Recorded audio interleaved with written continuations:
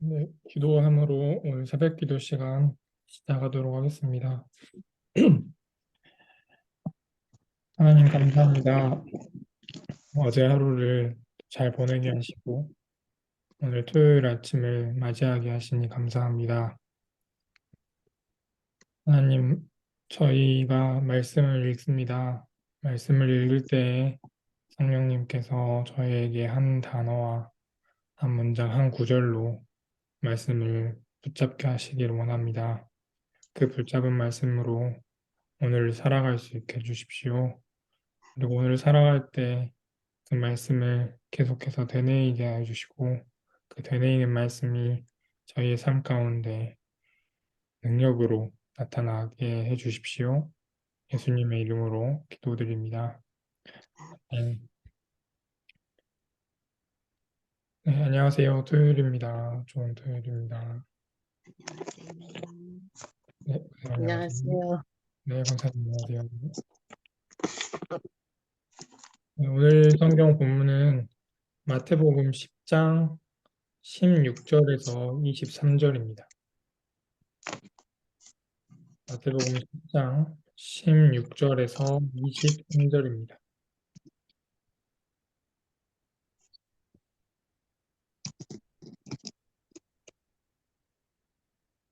예, 번갈아 가면서 읽고 또 제가 한번 읽겠습니다. 번갈아 가면서 읽을 때 한 단어 한 문장 한 구절을 잡아 보시기를 바랍니다. 보아라, 내가 너희를 내보내는 것이 마치 양을 이리 떼 가운데로 보내는 것과 같다. 그러므로 너희는 뱀과 같이 슬기롭고 비둘기같이 순진하라. 사람들을 조심하여라. 그들이 너희를 법정에 넘겨주고 그들의 회당에서 매질을 할 것이다. 또 너희는 나 때문에 총독들과 임금들 앞에 끌려나가서 그들과 이방 사람 앞에서 증언할 것이다. 사람들이 너희를 증거에 넘겨줄 때에 어떻게 말할까 또는 무엇을 말할까 하고 걱정하지 말아라. 너희가 무슨 말을 해야 할지 그때에 지시를 받을 것이다. 말하는 이는 너희가 아니라 너희 안에서 말씀하시는 아버지의 영이시다. 형제가 형제를 주방에 넘겨주고 아버지가 자식을 또한 그렇게 하고 자식이 부모를 거슬러 이러면서 부모를 죽일 것이다. 너희는 내 이름 때문에 모든 사람에게서 미움을 받을 것이다. 그러나 끝까지 견디는 사람은 구원을 얻을 것이다. 이 이 고울에서 너희를 받게 하거든 저 고울로 피하여라. 내가 진정으로 너희에게 말한다. 우리가 너희는 이스라엘의 이스라엘 모든 너희들을 자들 가하고 전에 있기 전에 인자가 올 인자가 올 것이다. 것이다. 아멘. 예, 제가 한 번 더 읽겠습니다. 보아라, 내가 너희를 내보내는 것이 마치 양을 이리떼 가운데로 보내는 것과 같다. 그러므로 너희는 뱀과 같이 슬기롭고 비둘기와 같이 순진해져라. 사람들을 조심하여라. 그들이 너희를 법정에 넘겨주고 그들의 회당에서 매질을 할 것이다. 또 너희는 나 때문에 총독들과 임금들 앞에 끌려나가서 그들과 이방 사람 앞에서 증언할 것이다. 사람들이 너희를 관가에 넘겨줄 때 어떻게 말할까 또는 무엇을 말할까 하고 걱정하지 말아라. 너희가 무슨 말을 해야 할지 그때 지시를 받을 것이다. 말하는 이는 너희가 아니라 너희 안에서 말씀하시는 아버지의 영이시다. 형제가 형제를 죽음에 넘겨주고 아버지가 자식을 또한 그렇게 하고 자식이 부모를 거슬러 일어나서 부모를 죽일 것이다. 너희는 내 이름 때문에 모든 사람에게서 미움을 받을 것이다. 그러나 끝까지 견디는 사람은 구원을 얻을 것이다. 이 고울에서 너희를 박해하거든 저 고울로 피하여라. 내가 진정으로 너희에게 말한다. 너희가 이스라엘의 고울들을 다 돌기 전에 인자가 올 것이다. 아멘.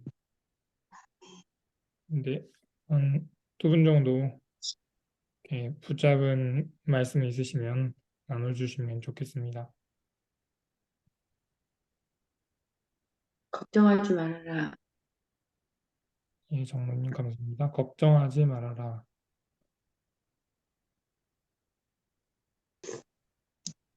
뱀과 같이 슬기롭고 비둘기와 같이 순진해져라. 네, 뱀과 같이 슬기롭고 비둘기와 같이 순진해져라. 네, 권사님 감사합니다. 붙잡으신 말씀을 잡고 한 5번 정도 마음으로 되새겨 보겠습니다.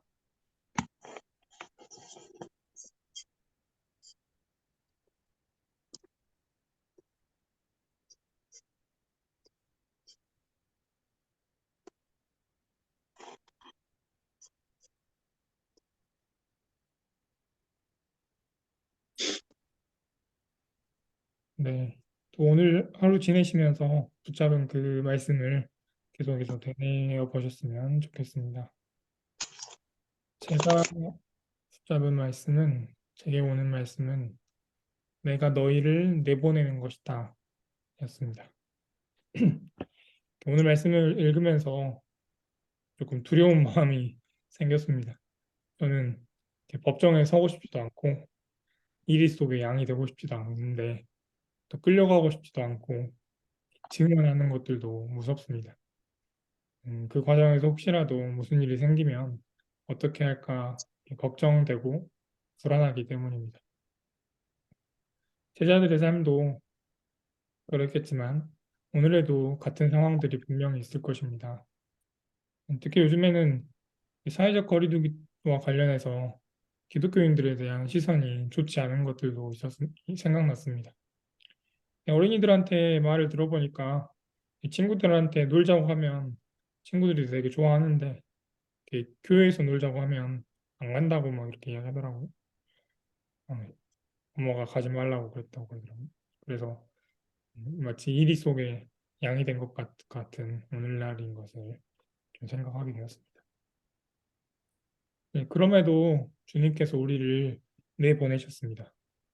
벌어질 상황들을 모두 아시고 모두 이렇게 미리 말씀하시고 우리를 내보내셨습니다. 그런데 그냥 보내지 않으시고 또 이리 가운데서도 우리가 쓸 수 있는 방안들을 말씀해 주셨습니다. 아까 권사님이 붙잡으셨던 뱀처럼 지혜롭고 또 비둘기처럼 순진하라고 말씀하셨습니다. 이것은 지혜와 순진함이 함께 있어야 함을 말합니다. 순진함이 없는 지혜는 어쩌면 교활함으로 이어질 수도 있고요. 또 반면에 지혜가 없는 순진함은 법정에 넘겨지고 매질을 당하는 상황에 이르게 됩니다. 또 그럼에도 주님께서 우리를 내보내신 이유는 예수님 자신이 제자들에 앞서서 그것을 겪으셨기 때문입니다. 그래서 보내시니 내가 너희를 내보내는 것, 내보내는 이가 예수님이신데 예수님이 말씀하신 것들을 겪으셨습니다. 예수님 자신이 법정에 넘겨지셨고 또 먼저 매질을 당하셨고 또 끌려가서 총독 앞에서 증언을 하셨습니다. 그렇기 때문에 예수님의 제자는 예수님께 의해서 보내진 사람들은 예수님이 겪은 일을 따라갑니다. 그것은 예수님께서 보내셨기 때문입니다. 또 주님께서 우리를 내보내신 이유는 성령님이 계시기 때문입니다. 마태복음은 계속해서 걱정하지 말라라고 이야기합니다. 걱정함으로 그 키를 한 자라도 늘릴 수 있을 것이냐 이렇게 말하는 말씀도 있었고요. 그래서 걱정한다고 해서 그 문제는 해결되지 않습니다. 오히려 성령께서 지시하시고 할 말을 알려주심으로 증언할 수 있기 때문에 주님께서 우리를 보내셨습니다. 그래서 예수님의 제자로 살다 보면 우리도 어쩔 수 없이 겪게 되는 매질이 있을 수 있고 또 주변에 이리와 같은 사람들 속에서 우리가 양과 같이 느껴질 때가 있습니다. 보내지 않으시면 좋겠다라는 이렇게 생각도 들지만 그럼에도 불구하고 주님은 우리를 보내셨습니다. 그것은 지혜와 순진함이라는 방법을 알려주셨고 두 번째로는 성령님이 돕는 분이라는 것이며 세 번째로는 주님이 우리가 겪게 될 고난과 매질을 이미 겪으셨기 때문입니다. 만약 겪고 계시는 고난이나 겪을지도 모르는 고난 앞에서 이미 고난을 겪으신 주님께서 우리를 내보내셨음을 나타내는 말씀, 오늘 제가 붙잡은 말씀, 내가 너희를 내보내는 것이다 라는 말씀을 붙잡고 한번 말씀을 돌아봤습니다. 기도하겠습니다. 하나님 감사합니다. 일 가운데로 양을 보내셨습니다.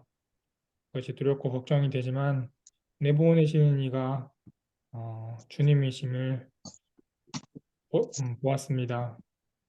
주님께서 이미 그 길을 겪으셨고 성령께서 도우시고 또 지혜와 순진함이라는 방법들을 알려주셨습니다. 보내신 이유가 있었음을 보았습니다. 그 말씀 붙잡고 오늘 하루도 살아가기를 원합니다. 예수님의 이름으로 기도드립니다. 아멘.